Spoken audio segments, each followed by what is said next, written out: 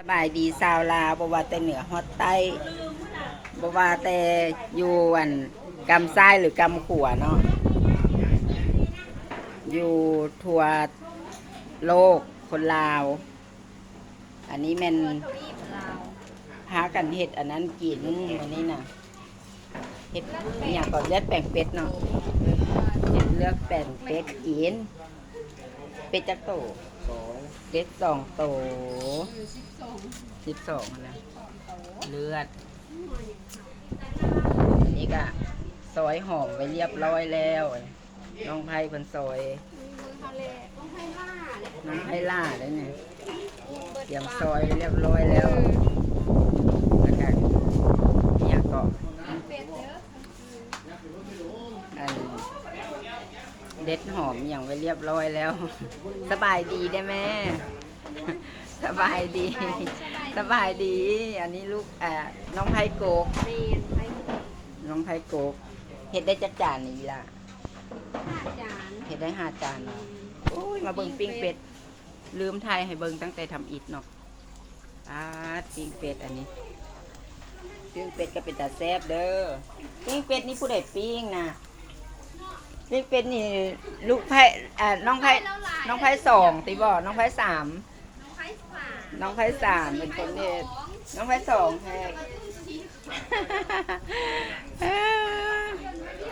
มื้อนี้เป็นมื้อดีวันดีเนาะได้มานั้นฝั่งนี้นะเนาะมาพิษดิอันนี้มันเจ็ดอย่างอันนี้แกงสิแกงส้มต้มเป็ดแกงต้มเป็ดแกงกระดูกมันหวาส่วนซีนมันอันนี้มันนั่นอย่างก็มีอย่างแนวขวดใส่นะเครื่องในมันหน่อยเครื่องในตับเต๋อแล้วก็อันหนังมันพร้อมเนาะหนังมันพร้อมนั่นเซียนได้เนี่ยอันนี้นะอันนี้คือพวกเขาตู้เย็นดีงัวก็เน่าได้แม่ซื้อมาเขาตู้เย็นเอาน้องไผ่ซีได้เห็ดจังไดน้องไผ่ซีเป็นจังไดยืนซื่อๆบ่ได้เฮ็ดไผ่น้องไผ่5นั่นน่ะน้องไผ่ซีน้องไผ่กกแล้วเป็นน้องไผ่2น้องไผ่ซีนี่นางเตี้ยนี่นะสบายดีเด้อ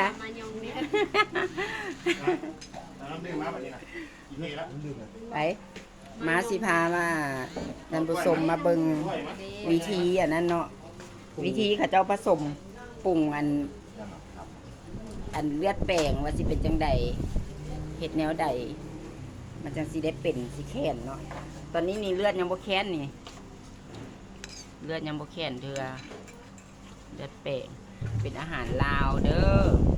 ได้เงินหรือเปล่าฮะได้มุกได้เนาะเบาเท่าน้องเบาเท่าอันนี้อย่างก็เอาใส่ลองเบิ่งแบบนี้นะมาเลยตัดเท่าไหร่กันเอานี่เอาสบายดีได้ไหม มันมืดบนนี้ไม่เห็นโอ้ยเหยียดซีจากสั้นสบายดีมันเป็นแนวเล่นไปเบิ่งอันน้ำเบาซื้ออย่างเกาะซื้อกี้เห็นบ่ซื้อกี้คือกันอีกเชี่ยวเดียวกันกี้เราจะห้อง2 เทื่อเลยกี้กับกี้กี้กันน้อง2 เทื่ออะไรมันกี้เหรอสิเบิ่งวิธีเดี๋ยวค่อยมาโอ้ทอกรวมกันว่ะเขาสิมีสูตรของเขาเนาะ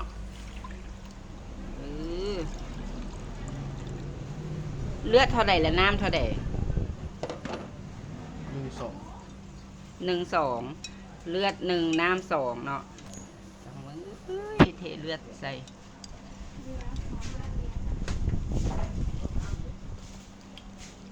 อันนี้เป็นเลือดแป้งเป็ดเนาะอาหารลาวสั้นเลิศเลยแหละ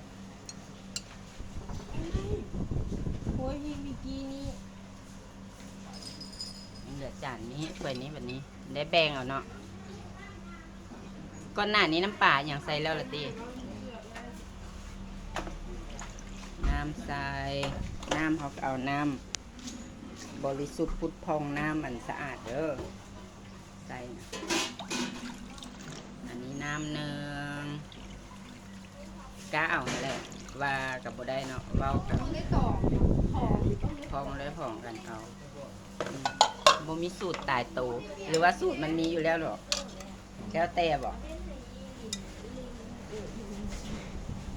ตัวนั้นยังบ่เต็มเกลือใส่อีก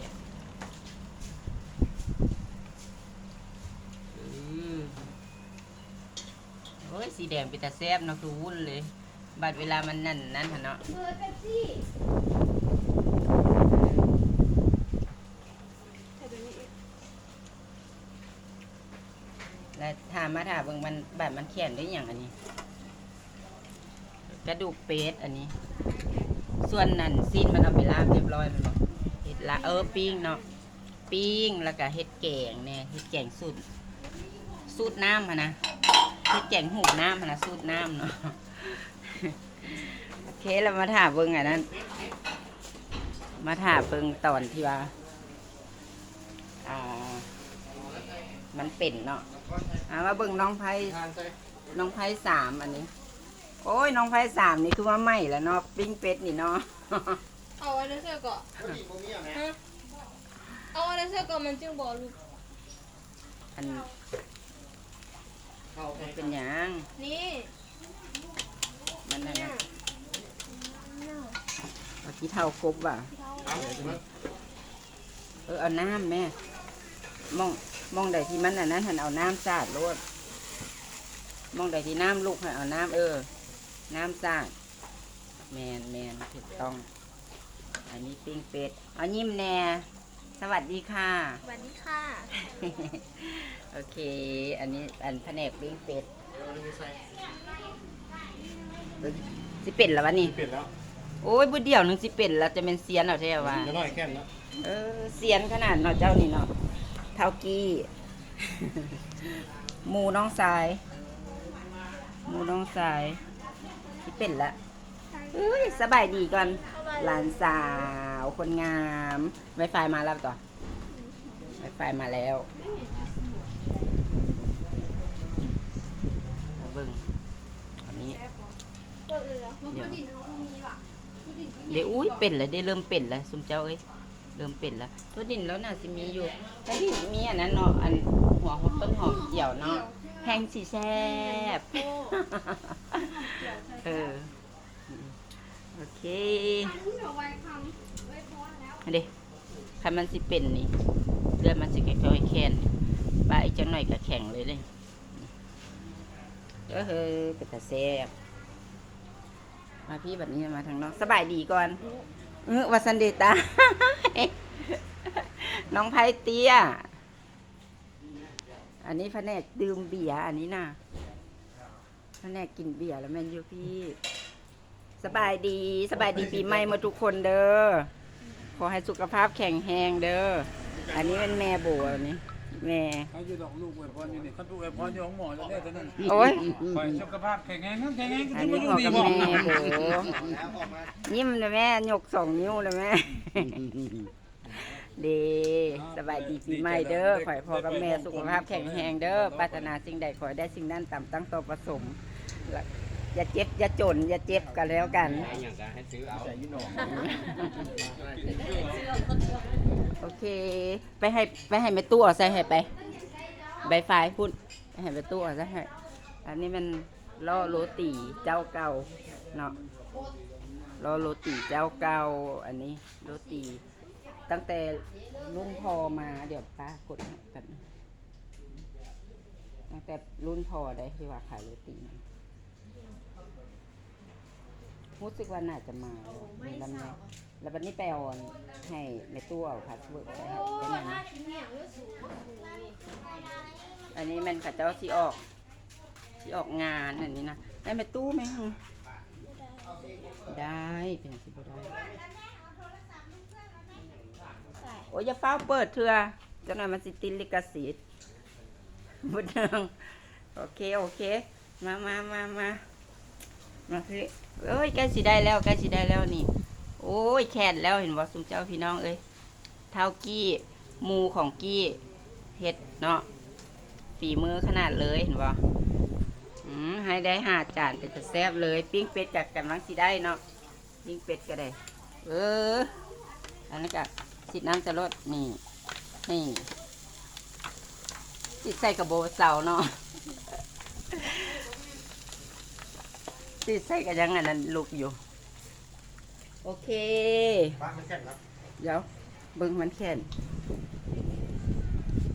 งานเกินหมด หยังเนาะโอเคบ่เป็นหยัง แต่น้อย นั่นนะมาบัดนี้ อันมาจับอันนี้ให้ป้ามาทางพี่แม่เห็นสัตว์บอกมาเห็นสัตว์บอกโอเคพี่น้องสำหรับคลิปนี้โบก็ต้องขอจบไปแต่เพียงซ้ำนี้ก่อนเด้ออันนี้ก็คือบ้านโบเนาะบ้านโบอยู่บ้านดอนแดงหลังจากปีใหม่ฟ้าใหม่จบแล้วก็ขอให้ทุกคนจงมีสุขภาพแข็งแรงปรารถนาสิ่งใดก็ขอให้ได้สิ่งนั้น ตามตั้งต่อประสงค์เด้อขอให้ทุกคนจงเจริญรุ่งเรืองและก็รวยวันรวยคืนเด้อสำหรับคลิปนี้นี่สบายดี โอเค บ๊ายบาย แล้วเจอกันใหม่คลิปหน้า บ๊ายบาย